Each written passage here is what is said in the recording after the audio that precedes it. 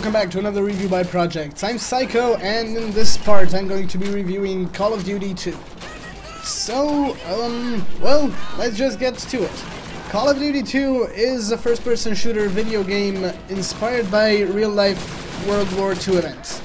It's probably the most popular first-person shooter game up to today, because of the time it was released and because of its story, well, yeah, kind of story.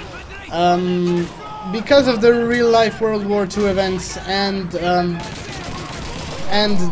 depiction of those in detail, which has been, they have gone into quite a lot of details. So that's probably those are probably the reasons why Call of Duty 2 is pretty much one of the most popular first-person shooter games. It allows a single player and the multiplayer mode. The single player can be somewhat difficult on the hardest mode, but on the other modes, it's pretty much all about the story. One of the reasons why it's so popular even up to today is because of the multiplayer mode. Loads of people have started playing the multiplayer when it was released, and are still playing it up to today, so it hasn't lost its touch, or, well, one might say so. So even the multiplayer is still among the most popular in the franchise. The game features a linear story and linear maps, so you can't really get lost in the game. It's a pretty straightforward game, a pretty straightforward first-person shooter game. So you can get lost and can really enjoy in the gameplay and in the storyline without having too much difficulty with other things. As far as the gameplay goes, it's a classic first-person shooter game, keeping the style from the first part that was released. And as said, it features linear story and maps. And it has a really good gameplay. As for the time it was released, it was probably the best first-person shooter game that could have been bought back then.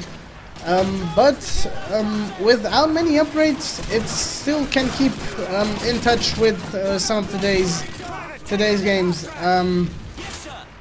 And that's probably one of the reasons why it's so popular.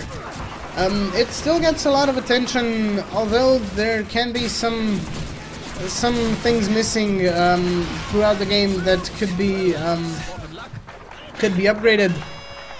But it has its own charm even without upgrading anything. The graphics are quite good for the time it was released. They aren't really the best if you compare them with today's games, but it's in Call of Duty 2. It's not really much about the graphics and enjoying everything, but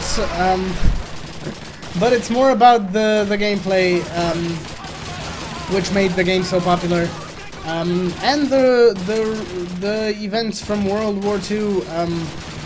Which are really fun to play if you're a history fan like myself. You kind of get to know the events from a different perspective than they have been told from anywhere else. In my opinion, the game is really great. It's an awesome first-person shooter game. Many games have been based on it, even some of the newer ones. It features a great story, especially with the real-life events that have happened, which are depicted in quite a detail. So it's truly worth playing, especially on single-player and multiplayer mode.